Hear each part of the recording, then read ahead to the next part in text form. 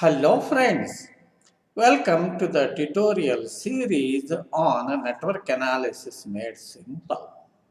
In this tutorial, we shall discuss the important concept of equipotential points in resistive networks. Friends, we know the network reduction using series parallel, and star delta conversion techniques. Friends, the concept of equipotential points is important because if we learn to identify the equipotential points in resistive network, the network reduction will be a fun and it will be a technical play. So, you will enjoy reducing the network using equipotential concept. Friends, always I prefer to start my discussion from the known to unknown. What I mean is to start with a Wheatstone bridge, which all of you have learned already since 10 plus 2 standard. Friends, consider a Wheatstone bridge shown in figure. At this stage itself, let me explain the terminology used in Wheatstone bridge circuit. Which is the load branch? If I ask, you will say it is 3 ohm branch, sir. Yes, you are right. Branch CD is the load branch and A and B are the source terminals, or let us call them as reference terminals. If I ask you, is this bridge balanced? Many of you will say, yes, sir.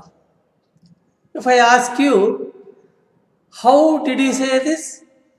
I know most of you will start doing some calculations. Assuming the bridge as balanced, you know current in the load branch will be 0.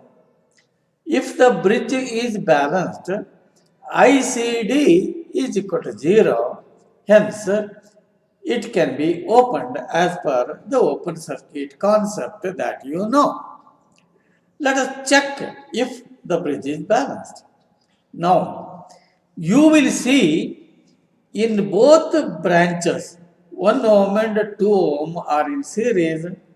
Let the current through two branches be I1 and I2 respectively as shown.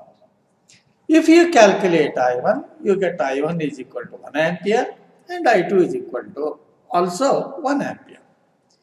We find that VCA is equal to VDA is equal to 1 volt and VBC is equal to VBD is equal to 2 volts.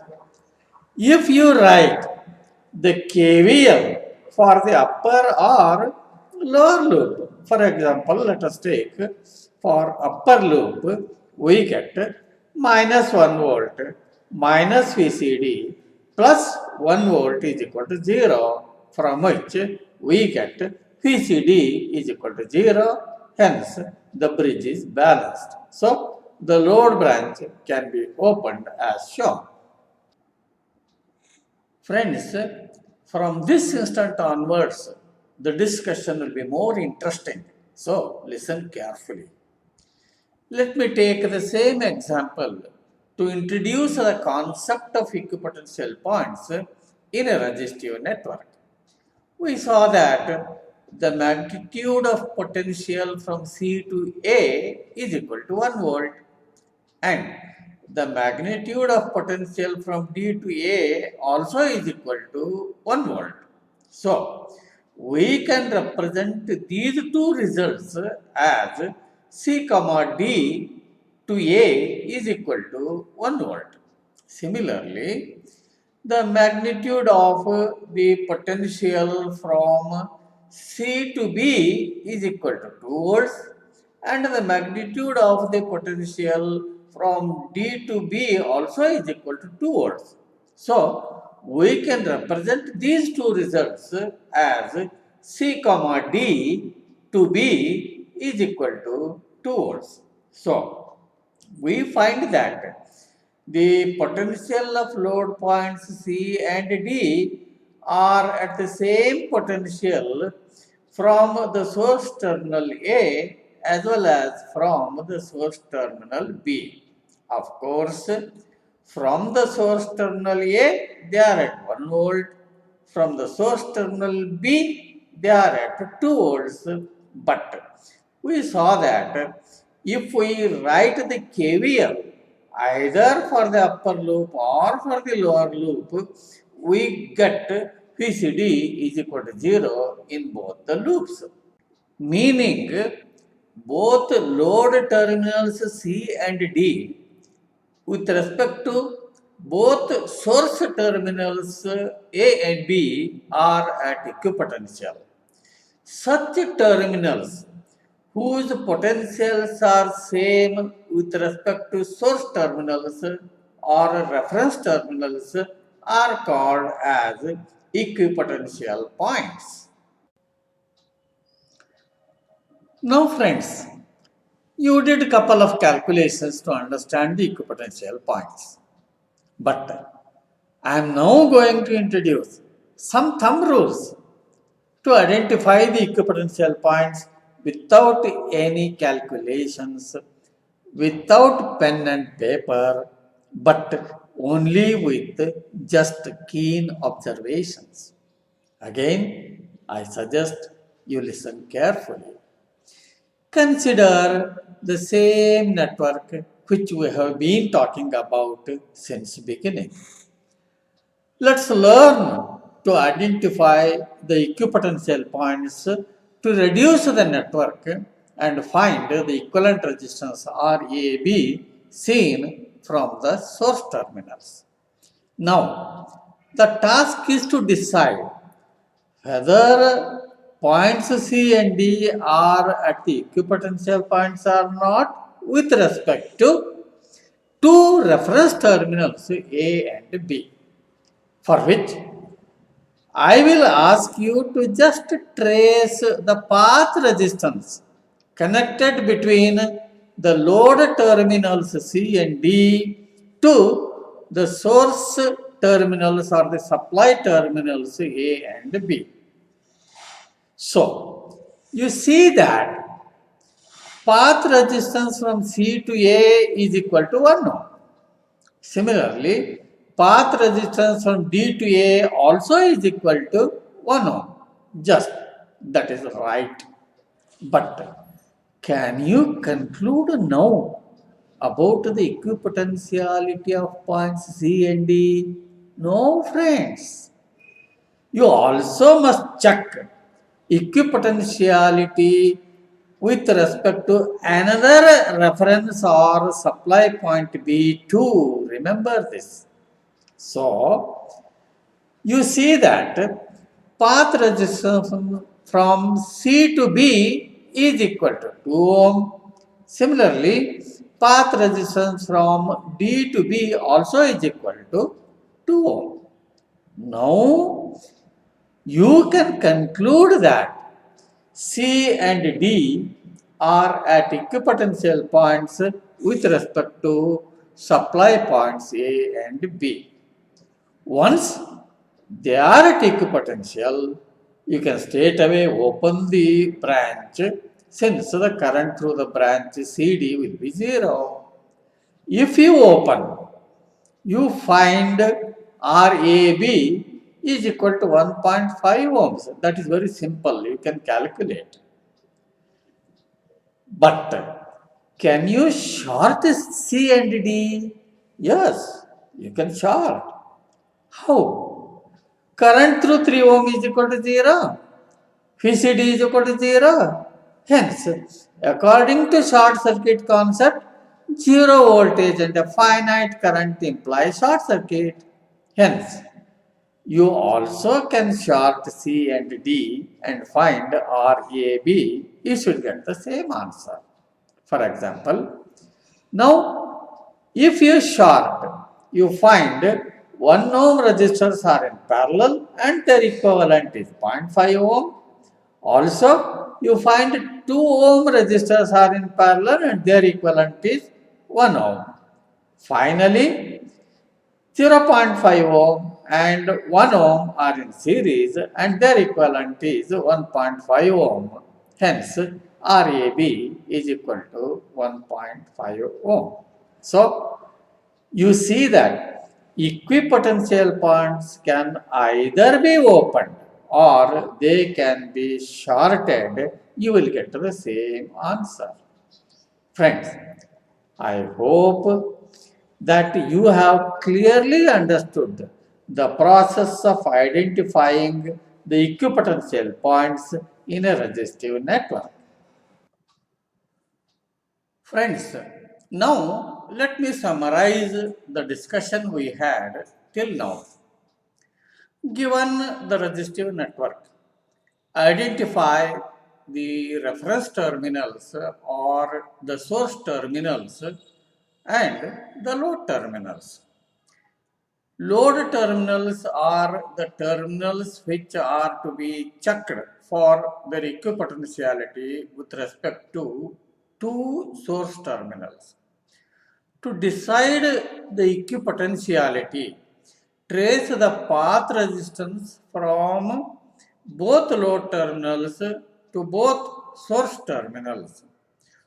From two load terminals, when you trace path resistance to one source terminal, say it is R1, from the same two load terminals, when you trace path resistance again to other source terminal, say it is R2, note R1 and R2 need not be same.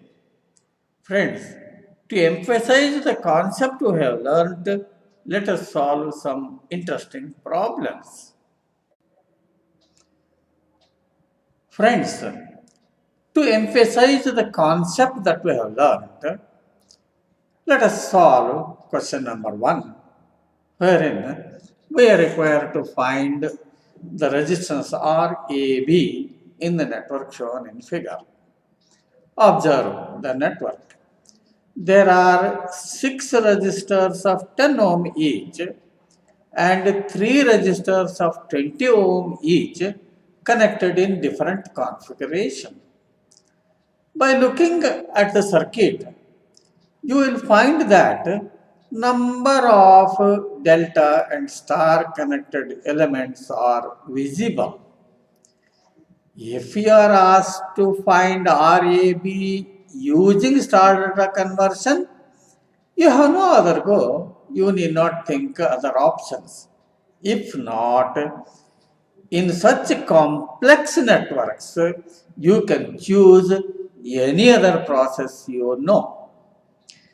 Even if you are free to choose the process, if you start your solution using star data conversion, I am sure you will be tired and end up with frustration and you may also give up.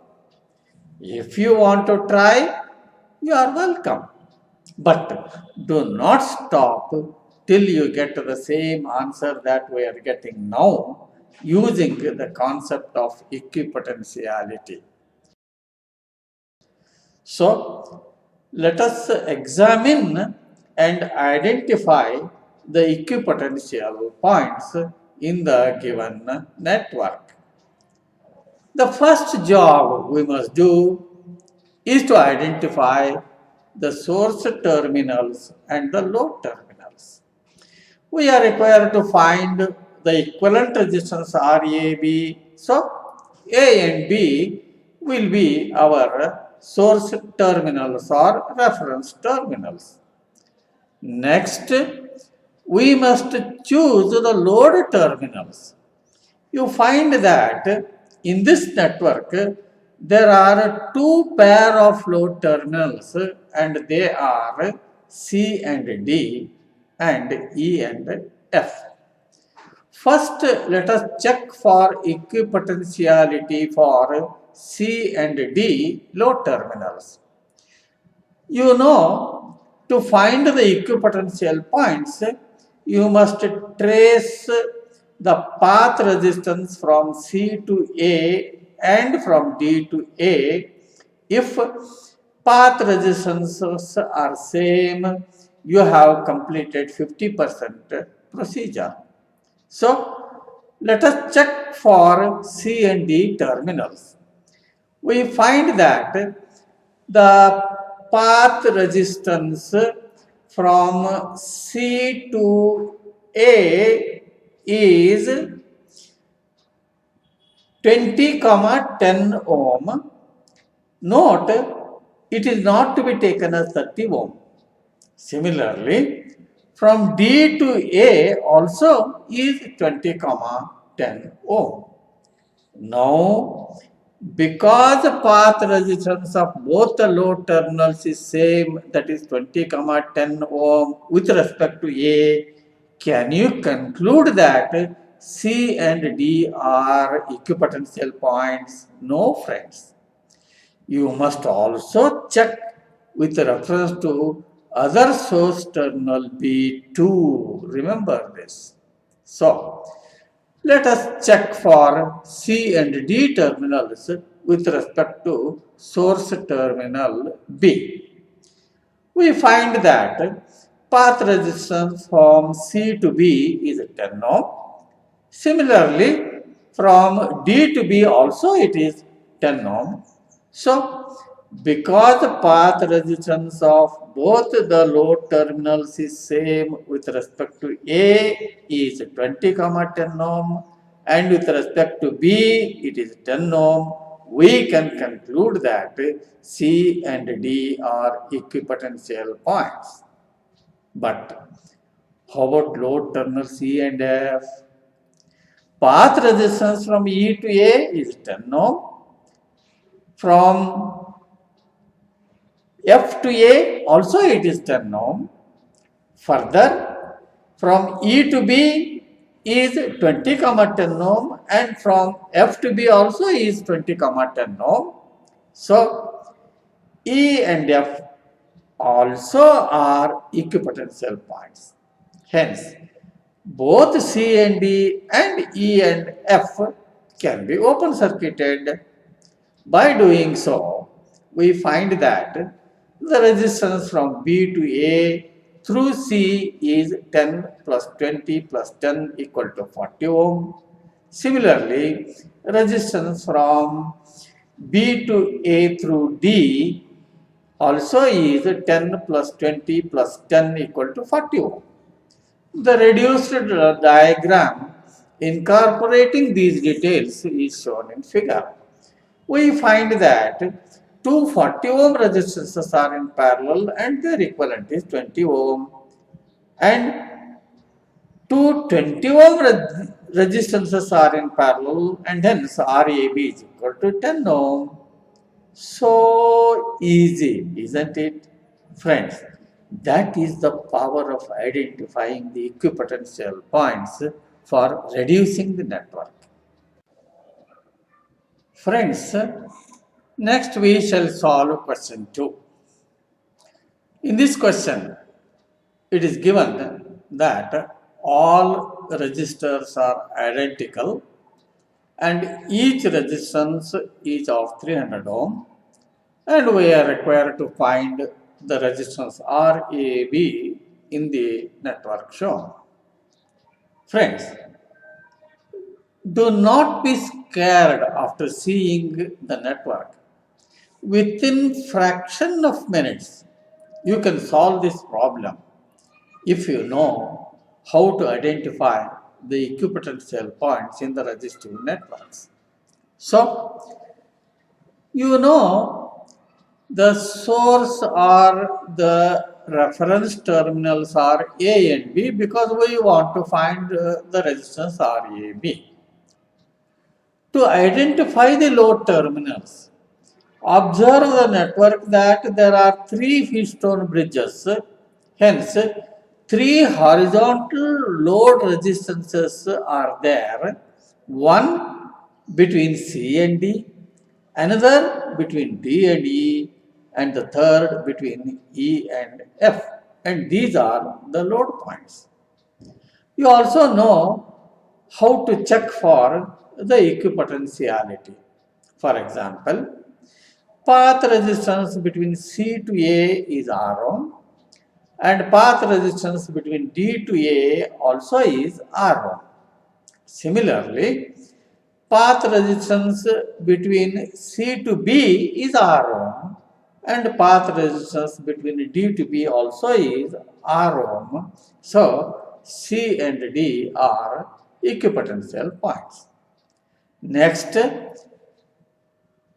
you can check for the equipotential points of D and E and E and F yourself, and you find that both D and E and F also are equipotential points.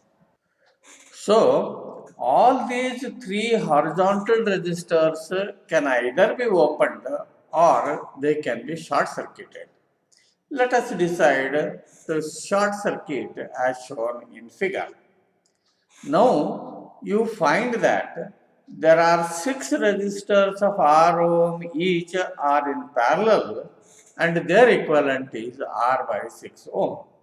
Similarly, another 6 resistors of R ohm each are in parallel and their equivalent is R by 6 ohm. Now, two R by 6 ohm resistors are in series across A and B.